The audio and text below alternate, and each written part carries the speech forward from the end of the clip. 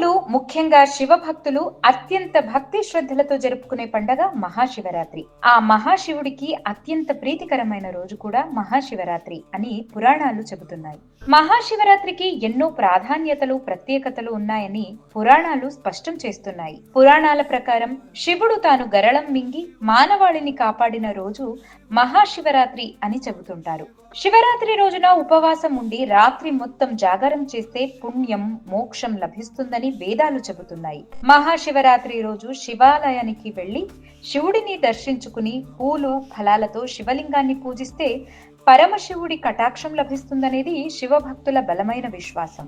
2025 తెలుగు పంచాంగం ప్రకారం ప్రతి నెలలో మాస శివరాత్రి వస్తుంది. అయితే మహాశివరాత్రి మాత్రం ఏడాదికి ఒకసారి మాత్రమే వస్తుంది.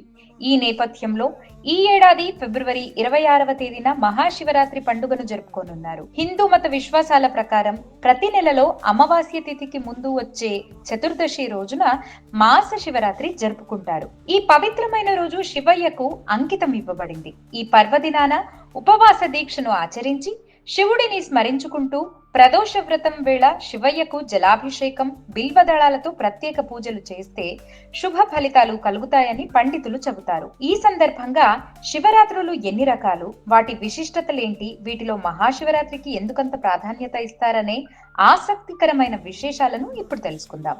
హిందూ మత గ్రంథాల ప్రకారం మహాశివరాత్రి పండుగను ఏడాదిలో ఒకసారి మాత్రమే జరుపుకుంటారు. అది కూడా మాఘమాసంలో కృష్ణపక్షంలో వచ్చే చతుర్దశి తిథి నాడు జరుపుకుంటారు. ఈ పర్వదినాన పార్వతీ పరమేశ్వరుల కళ్యాణం జరిగిందని చాలా మంది నమ్ముతారు. అదే విధంగా ప్రతి నెలలోనూ కృష్ణపక్షంలో చతుర్దశి తిథి రోజున మాస శివరాత్రిని జరుపుకుంటారు. ఈ సమయంలో శివయ్యను పూజించడం వల్ల సకల శుభాలు కలుగుతాయని చాలా మంది నమ్ముతారు. ఇంకా శివరాత్రులు ఎన్ని రకాలు అంటే, తెలుగు పంచాంగం ప్రకారం శివరాత్రులు మొత్తం 5 రకాలుగా నిర్ణయించారు. మొదటిది నిత్య శివరాత్రి, ప్రతిరోజు శివయ్యను స్మరించుకుంటారు. రెండోది పక్ష శివరాత్రి, ప్రతి నెలలో శుక్ల బహుళ పక్షాల వేళ చతుర్దశి తిథి వేళ శివుని ఆరాధన. మూడవది మాస శివరాత్రి, ప్రతి నెలలో బహుళ చతుర్దశి రోజున మాస శివరాత్రి జరుపుకుంటారు. నాలుగవది మహాశివరాత్రి, మాఘమాసంలో బహుళ చతుర్దశి వేళ మహాశివరాత్రి వేడుకలను ఘనంగా జరుపుకుంటారు. ఐదవది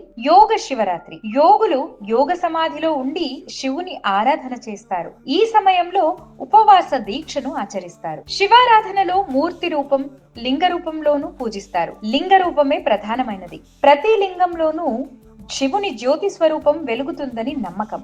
వీటిలో 12 జ్యోతిర్లింగాలు ప్రధానమైనవి. మహాశివరాత్రి పర్వదినాన శివాలయాల్లో భక్తుల రద్దీ కనిపిస్తుంది. అభిషేకాలు, పూజలతో పరమశివుని ఆరాధిస్తారు.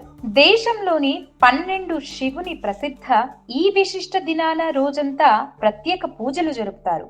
రాత్రి కూడా దేవాలయాలు తెరిచే ఉంటాయి. పూజలు, భజనలతో శివనామం మారుమోగుతూ ఉంటుంది. ఈ పర్వదినాన లింగాష్టకం, శివ పంచాక్షరి జపిస్తారు. దీపారాధన చేసి భక్తి ప్రపత్తులతో రుద్రాభిషేకం చేస్తారు. శివ పార్వతుల కళ్యాణం చేస్తారు. రోజంతా పరమేశ్వరుని ప్రార్థనలతో చింతనలో గడిపి రాత్రి జాగారం చేస్తారు. శివరాత్రి పర్వదినానికి ఉపవాసం, జాగారం ముఖ్యమైనవి.